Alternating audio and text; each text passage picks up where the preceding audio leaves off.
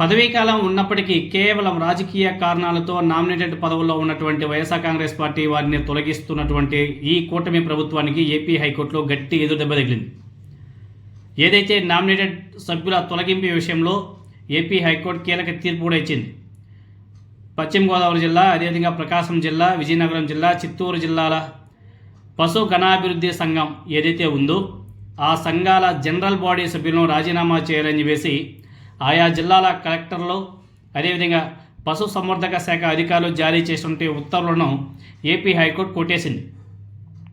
కలెక్టర్లో పశు సంవర్ధక శాఖ అధికారుల ఉత్తర్వులను సమర్థిస్తూ సింగిల్ జడ్జి ఇచ్చినటువంటి తీర్పును రద్దు చేసింది. దీనికి సంబంధించి ప్రధాన న్యాయమూర్తి జస్టిస్ ఠాకూర్ గారు, అదేవిధంగా న్యాయమూర్తి జస్టిస్ చేమలపాటి రవి ధర్మాసనం అది కీలక తీర్పు కూడా వెలువరించడం కూడా జరిగింది. గత ప్రభుత్వ హయాంలో రాష్ట్రంలోని అన్ని జిల్లాల్లోని పశు గణాభివృద్ధి సంఘాలకు చైర్పర్సన్లు, డైరెక్టర్లు, అదేవిధంగా సభ్యులు నియమితులయ్యారు. వీరందరూ 5 ఏళ్ల పాటు ఆ పదవిలో కొనసాగవచ్చు.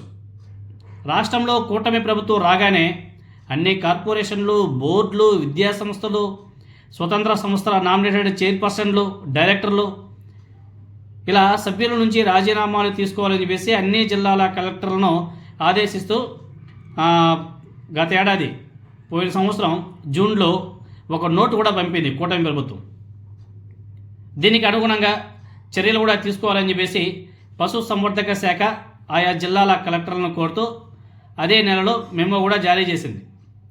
ప్రభుత్వ నోట్ అదేవిధంగా మెమో ఆధారంగా అన్ని జిల్లాల పశు గణాభివృద్ధి సంఘాల చైర్పర్సన్లకి, డైరెక్టర్లకి, సభ్యులకి అందరికీ కూడా రాజీనామా చేయాలని చెప్పేసి కలెక్టర్ గారు అదేవిధంగా పశు సంవర్ధక శాఖ అధికారులు ప్రొసీడింగ్స్ కూడా ఇచ్చేశారు. వీటిని సవాల్ చేస్తూ చిత్తూరు డిఎల్డిఏకు చెందినటువంటి సంతోష్ కుమార్, అదేవిధంగా ప్రకాశం జిల్లాకు చెందినటువంటి కోసూరు రాధా, మరో 5, తర్వాత విజయనగరానికి సంబంధించినటువంటి బంగారు నాయుడు, వీళ్ళందరూ కూడా ఏపీ హైకోర్టులో గత ఏడాది వేరువేరుగా పిటిషన్ కూడా దాఖలు చేసినారు. ఈ వ్యాజ్యాల మీద విచారణ జరిపినటువంటి సింగిల్ జడ్జి రాష్ట్ర ప్రభుత్వ అదేవిధంగా జిల్లా కలెక్టర్ చర్యలను సమర్థిస్తూ పిటిషన్లను కొట్టేసింది. సింగిల్ జడ్జి తీర్పును మళ్ళీ సవాల్ చేస్తూ ధర్మాసనం ముందు అప్పీలు దాఖలయ్యాయి. వీటి మీద ప్రధాన న్యాయమూర్తి జస్టిస్ ఠాకూర్ గారి నేతృత్వంలోని ధర్మాసనం ఉమ్మడిగా విచారణ కూడా జరిపింది. ప్రభుత్వం మారినంత మాత్రాన ఇష్టానుసారం తొలగించే అధికారం ప్రభుత్వానికి ఉండదు. ప్రస్తుత కేసుల్లో నామినేటెడ్ సభ్యులను నియమించే అధికారం కలెక్టర్కి ఉంది. అయితే చట్ట నిబంధనలు, బైలా ప్రకారం పదవీ కాలం ముగియడానికి ముందే ఆ సభ్యులను తొలగించే అధికారం మాత్రం కలెక్టర్కు లేదు. ప్రత్యేక అధికారం లేకుండా డాక్ట్రిన్ ఆఫ్ ప్లెజర్ ఇష్టానుసారం తొలగింపు సిద్ధాంతాన్ని ఉపయోగించి నామినేటెడ్ సభ్యులను తొలగించకూడదు.